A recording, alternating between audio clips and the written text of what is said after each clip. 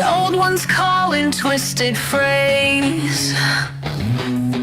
A doorway waits in flesh and mind. Unravel self, see what you... Okay, so, ready to dive into something, pretty unique. Lay it on me. Cthulhu magic. Ooh, okay. But hold on, we're not talking like tentacles and cosmic dread here. Right. We're going deep into Phil Hine's Pseudonomicon. Okay. To explore, like, how someone could actually use these entities in their magical practice. It's so fascinating how Hine takes something so otherworldly as the Cthulhu mythos and connects it to, like, personal nurses and practical magic. He's not just theorizing, you know? He's sharing his own experiences and experiments. Yeah, and he even encourages readers to... That makes it a very hands-on guy. Experiment and find their own ways to connect with these entities. That's right. Imagine that no strict dogma. Yeah. Just a cosmic sandbox to play in. That's a key difference from a lot of traditional magical systems. Oh, absolutely. You're encouraged to approach the mythos with a beginner's mind. Yeah. Embracing the chaotic and unpredictable nature of it all. Right, so why Cthulhu magic? Right. Why would someone choose to work with entities like Cthulhu or Azathoth who aren't exactly known for their warm and fuzzy personalities? Pseudonomicon suggests a few reasons. Okay. It points to this allure of the undescribed territory. Okay. The mythos is this vast, unexplored wilderness compared to more established systems. So it's like being a cosmic pioneer. Exactly. Charting your own path through the unknown. Yeah, and that outsider status, that feeling of venturing beyond the boundaries of conventional magic, that's a big draw for some. Okay, I could see the appeal of that. Sure. But it can't just be about being edgy, right? No. There's going to be more to it. Absolutely. Pseudonomicon suggests that working with these entities pushes you to confront your deepest fears and desires. Yeah. It's not about gaining power in the traditional sense, but about dismantling the ego. Okay. And breaking free from limiting beliefs. That sounds intense. It can be. And potentially transformative. Very much so. Is that where antinomianism comes in? Yes. I remember that being mentioned in the book. It's a core concept. Okay. Antinomianism in this context is about constantly challenging established norms and boundaries. It's questioning everything, pushing beyond limitations imposed by society, even by our own minds. And the Cthulhu mythos, with its alien and chaotic nature, provides a framework for that. Precisely. Okay. By working with entities that embody chaos and the unknown. Right. You're essentially forcing yourself to confront the limitations of your own worldview. Yeah. It's like using a cosmic crowbar to pry open your perception of reality. That makes sense. Yeah. Especially when you consider that Pseudonomicon also highlights the mythos's unique perspective on nature. Right.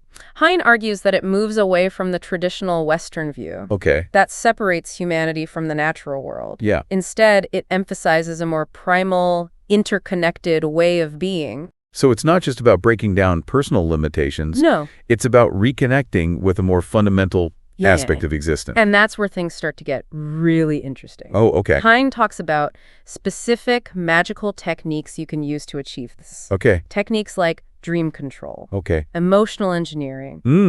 And even glossolalia or speaking in tongues. Wait, hold on. Dream control. Yeah. Like lucid dreaming. Yes. How does that work with the Cthulhu mythos? In Lovecraft's stories, dreams often act as gateways to other realms. Okay. Especially those inhabited by the Great Old Ones. Right. Hine suggests using techniques like dream incubation to consciously enter these realms and interact with those entities. So it's not just about interpreting your dreams. No. It's about using them as portals to another dimension. It is.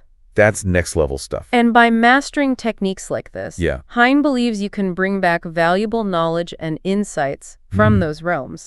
Okay, now I'm really intrigued. What about emotional engineering? Yeah, what about that? How does that fit into the picture? Yeah. Well, imagine the emotions you might feel when dealing with the Great Old Ones. Okay. Fear, awe, maybe even a touch of madness. Right. Instead of suppressing these feelings, Yeah. Pseudonomicon suggests channeling them. So you're not just facing your fears. Right. You're harnessing their power. Exactly. Hine argues that these intense states can be used to break down ego barriers and reach deeper levels of consciousness. Okay. It's about taking something that seems negative and turning it into a source of magical power. I see the logic. Yeah. It definitely sounds risky. It can be. And glossolalia. Yes. How does speaking in tongues connect to all of this? It's about bypassing the rational mind and tapping into the primate power of language. Pseudonomicon argues that using unfamiliar sounds and words can create a powerful resonance with the great old ones, allowing for communication and even the channeling of their energies. So it's like using language as a sonic key. Yes. To unlock those hidden dimensions. Precisely. Okay, that's pretty wild. It is, but remember, this is just the tip of the iceberg. Right. Pseudonomicon is filled with even more fascinating techniques and ideas, I bet, for working with the Cthulhu mythos. You've definitely piqued my curiosity. Good. But before we go any further, I think we need to talk about the entities themselves. Okay. Who are these great old ones, really? That's a question that has fascinated occultists for decades. Yeah.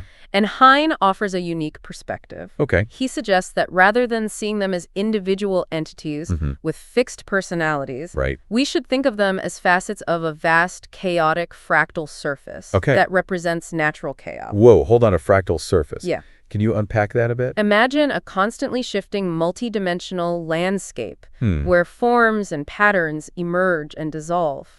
In an endless dance of creation and destruction. Okay. That's the realm of the great old ones, according to Hine. So it's not like praying to a specific deity for a specific outcome. Not exactly. Okay. It's more like tuning into a specific frequency within this chaotic landscape, allowing you to tap into the raw primal forces it embodies. That's a pretty radical departure from traditional magical thinking. It is. So does that mean there's no point in focusing on specific entities? Not necessarily. Like Yog-Sothoth or Azathoth? Hine certainly explores individual entities, but he encourages us to see them as expressions of this larger, interconnected force of chaos. This is definitely challenging my preconceived notions about the Cthulhu mythos. I imagine so. And I'm sure we're just scratching the surface. Oh, we are. Okay, you've officially hooked me. Great. Let's take a short break and then dive back into this fascinating world of Cthulhu magic.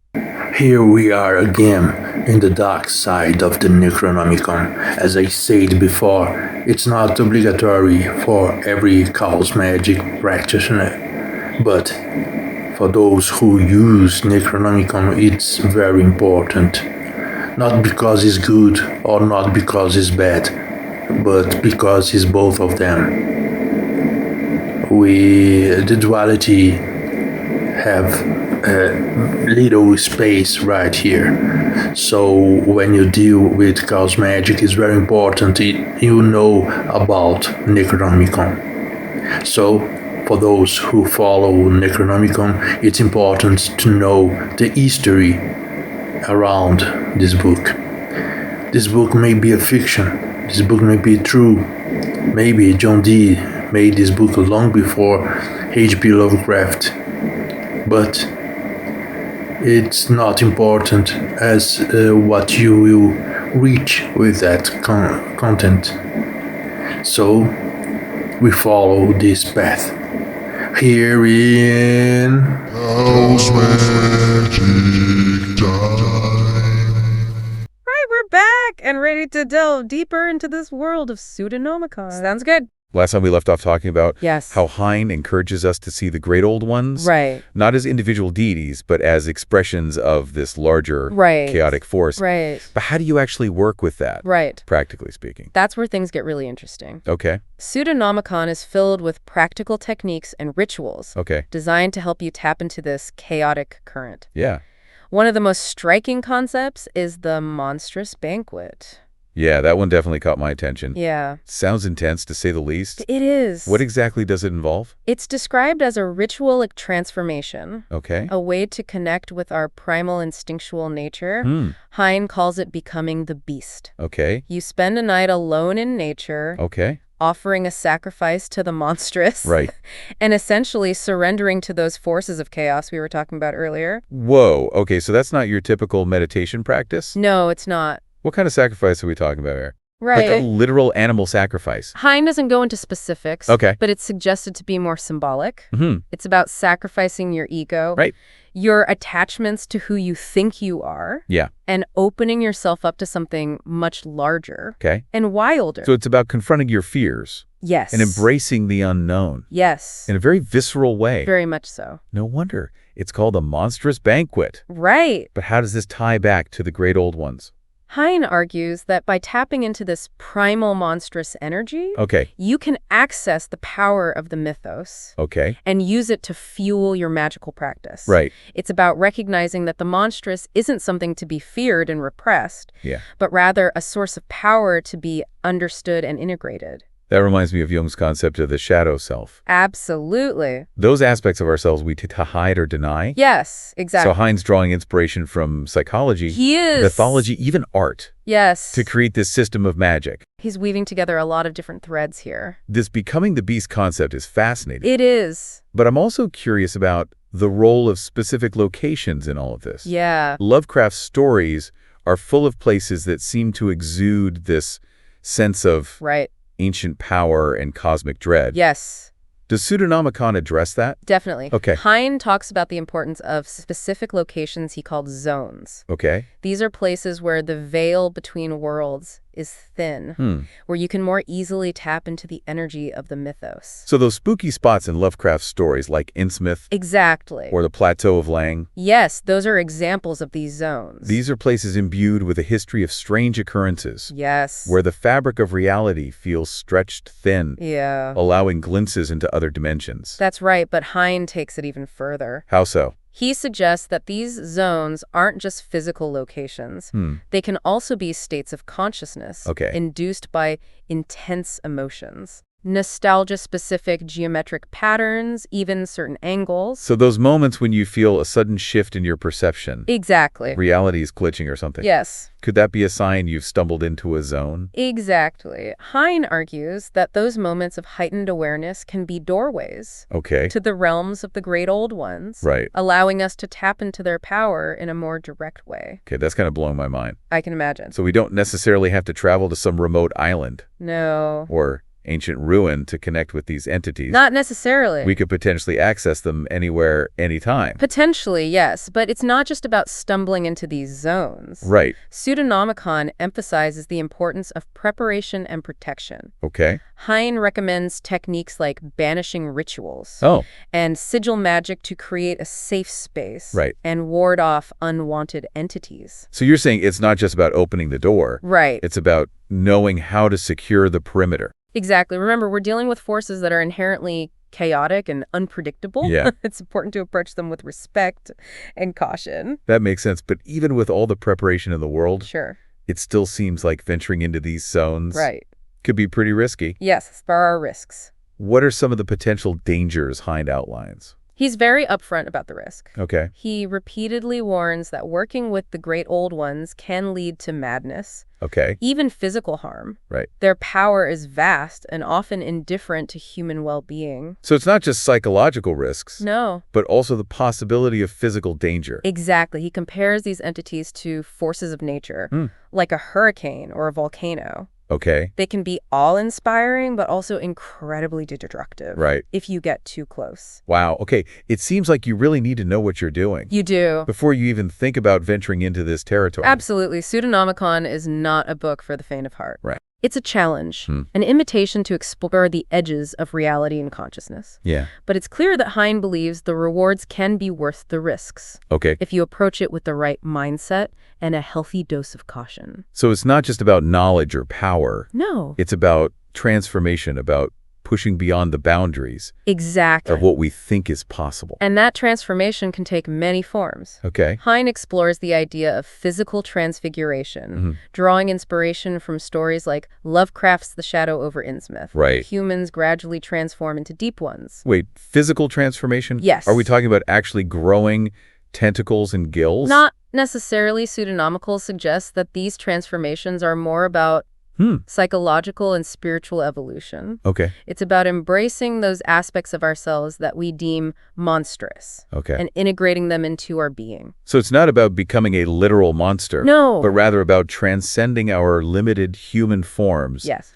And embracing a more expansive, That's right. Perhaps even chaotic way of being. Exactly. And that's where the true power of Cthulhu Magic lies, according to Hine. Okay. It's about becoming something more than human. Right. It's something that can tap into the raw, primal forces of the cosmos. That's a pretty intense idea. It is. But I have to admit, it's also incredibly compelling. I agree. It seems like we're only scratching the surface of what Pseudonomicon has to offer. We are. There's so much more to explore, especially when it comes to the role of dreams. Right. And the exploration of those nightmare landscapes that Lovecraft was so fascinated by. Okay, you've definitely piqued my curiosity. Let's dive into that next. Yeah. We are and live here to enjoy life. Avoiding this means avoiding being ourselves.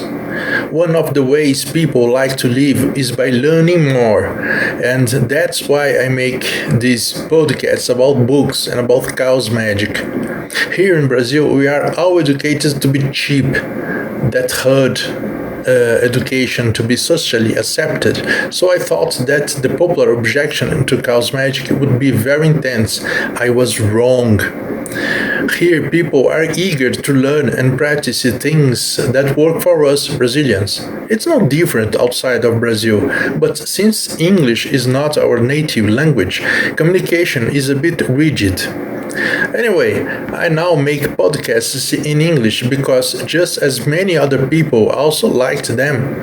I believe it is important to use these podcasts as a basis for at least Chaos Magic group to start discussions about them.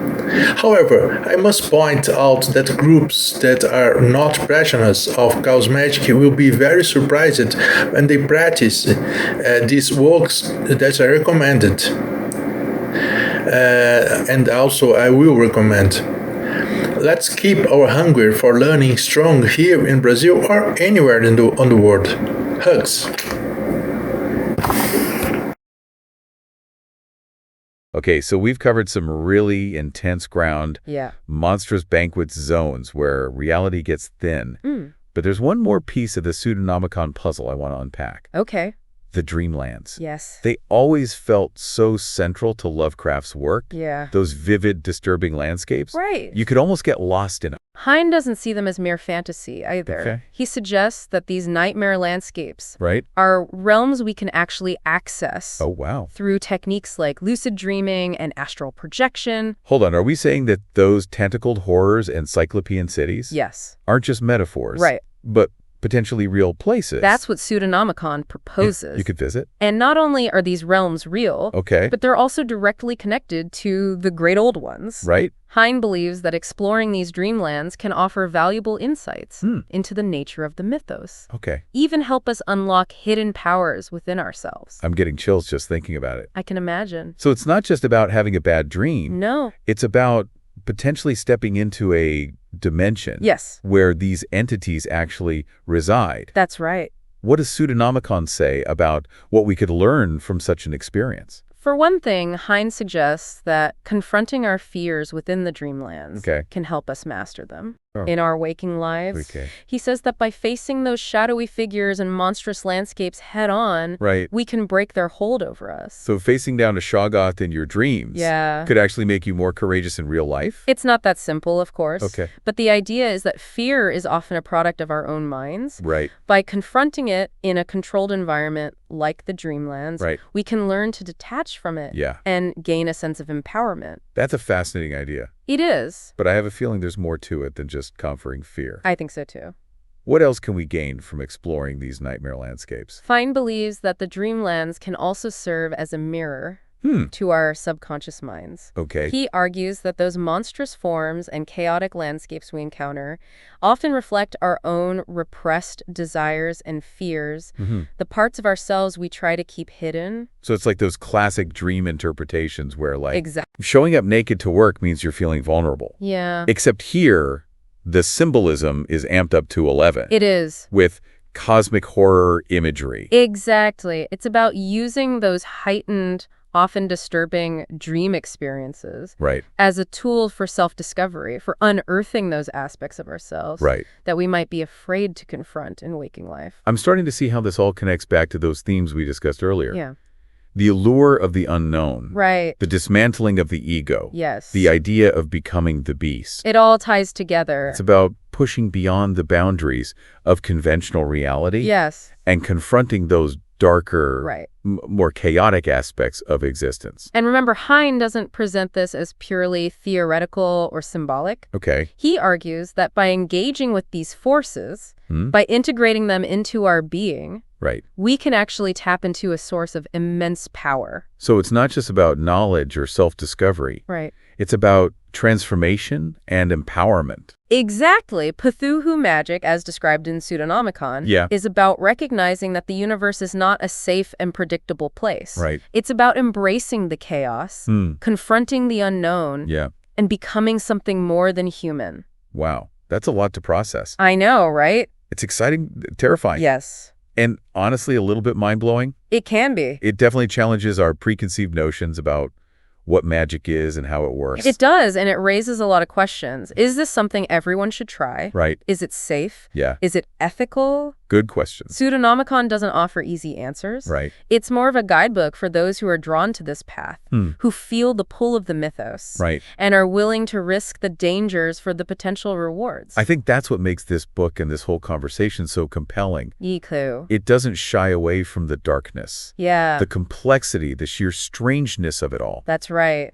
It invites us to question everything we thought we knew about ourselves and the universe. And ultimately, I think that's what Hine is trying to do with Pseudonomicon. What's up? To wake us up to the vastness and mystery of existence.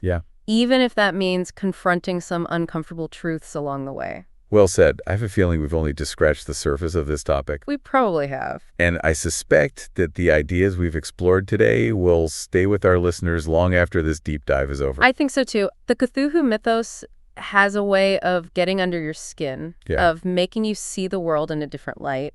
And whether you choose to embrace the path of Cthulhu Magick or not, I think there's something to be said for exploring those darker corners of consciousness and confronting the shadows that lurk within us all. Absolutely. And to our listeners, if you're feeling brave, maybe crack open a copy of Pseudonomicon. Yeah, why not? And see where it takes you. Just remember, proceed with caution. Yes, good advice. And maybe keep a nightlight on while you're reading. Until next time, keep your minds open. Yes. And your sanity intact. What you find. No gods to serve, no fate to bind. Just chaos pure and undefined. Cthulhu stirs where silence drowns. In liquid darkness, self is found.